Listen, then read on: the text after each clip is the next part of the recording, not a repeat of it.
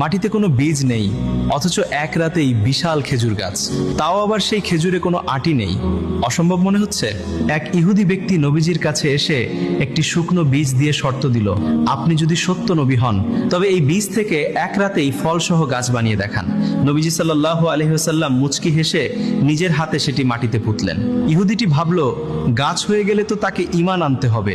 সে রাতের আধারে মাটি খুঁড়ে সেই বীজটি বের করে দূরে ফেলে দিল। কিন্তু পরদিন সকালে সেখানে গিয়ে তার চোখ কপালে উঠল।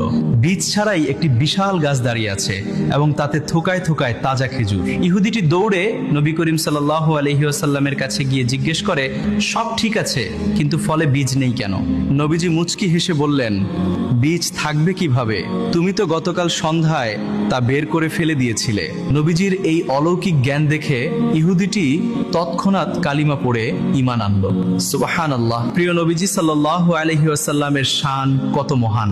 ভিডিওটি ভালো লাগলে লাইক দিন এবং কমেন্টে সুবহানাল্লাহ লিখুন।